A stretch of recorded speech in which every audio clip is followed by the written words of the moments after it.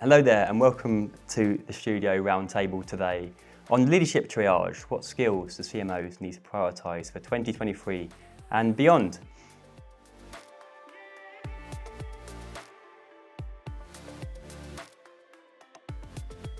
I'm joined by a panel of experienced marketing leaders from across the globe.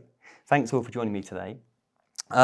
Let's start then with what we think defines a successful CMO in 2023. So what defines a successful CMO? Well, during any times of uncertainty, being very clear as you possibly can be on the vision of where you want to get to and thinking beyond today or even beyond tomorrow and painting that picture for the future for both your own organisation but for the company to really think about that strategy and that direction is going to be really important. I think for CMOs, successful CMOs, there's three things you're trying to achieve. There's one, drive growth for the business. Secondly, you're going to try and increase revenues, and that could be creating new revenue streams as well as existing revenues to customers.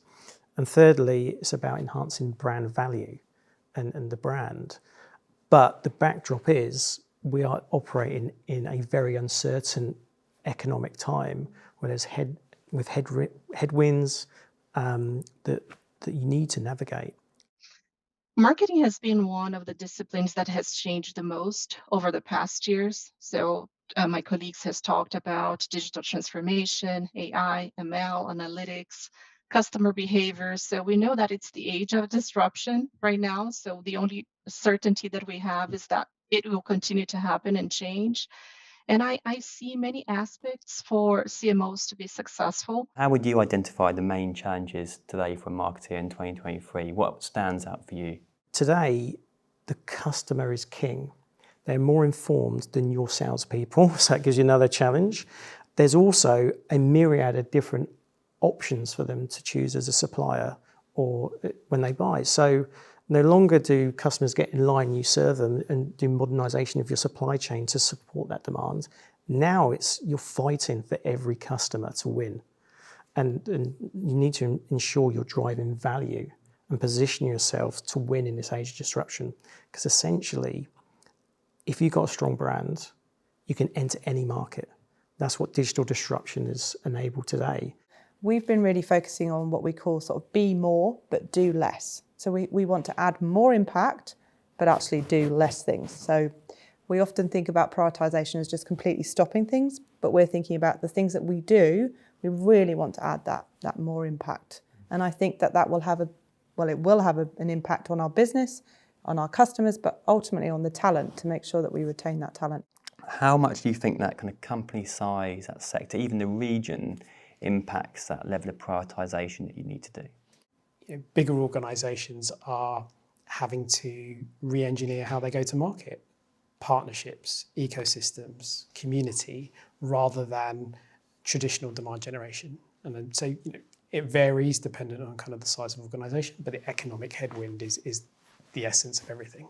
We have different strategies that we are facing together and working together to grow these companies and looking for investments and looking for, as the other colleague also mentioned, cloud businesses to help them scale and do more with less, and looking for partnerships that are going to help them grow and scale over time. What's your view in terms of the skill sets that CMOs need to focus on? Because I guess it's an always evolving, you can't stand still in this industry. Challenging myself to keep relevant. It doesn't matter how long you've been in the industry, how long you've been in the company. This world is changing, so don't be too far from it is one thing. And then the second thing, which is almost the opposite of that, is recognise what your superpowers are and your department's superpowers, and own them. I think any marketeer has to have a growth mindset. It's just innate in our function that everything changes so rapidly. We have to have the ability to be open-minded to that possibility and embrace it.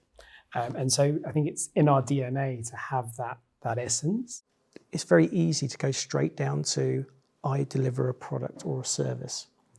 We're not understanding the kind of broader ecosystem of why that solution or product or service is being deployed by an organisation.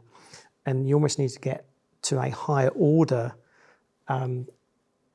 challenge that businesses are trying to solve. And my last question today, Michelle, I'll start with you. If we're 1 year on from now, or if we're 5 years on from now, in what way do you think the CMO or marketing director job will be different? Technology will change the amount of data that we're going to be connecting from the customers. And I think we really need to zoom out from our marketing batch and to be really connected to the business. So really think about the enterprise and how it impacts all areas of the business. But I would always start from the customer. I think it's very exciting. I think, as we described already, I think we're in a good position as marketeers. We've been used to change. We've had to change, we've had to adapt.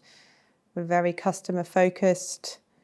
I think as things continue to change and to develop, as long as we keep that curiosity of a mindset, as long as we are agile, and as long as we continue to be great leaders and support our people to be the best that they possibly can be. Now, that talent may look very different, the types of skills you might need. You may get the skills in different ways, whether you use technology to get your skills or you use humans to get your skills. Those things are all definitely going to change. Without a doubt, that's changing. So for me, I'm generally very excited. I think in 5 years' time, marketing will look completely different. I think our teams will be smaller. I think they'll be more agile because there'll be more technology involved.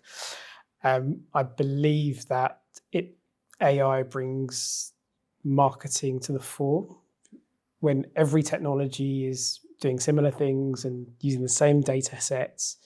It's humanity and creativity that is the thing that stands out. Today, everything is possible. I think that's the most exciting thing for us. And also the other piece is the next generation of leaders, which will be Gen Zs, which are around 30% of staff in the next, by 2030, they are the I generation.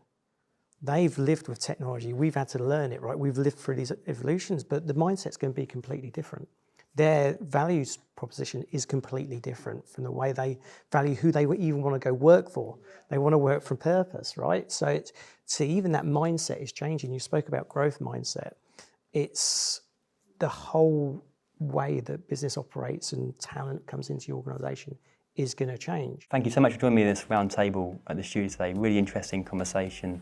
We've run out of time, but thank you so much for your time and insights.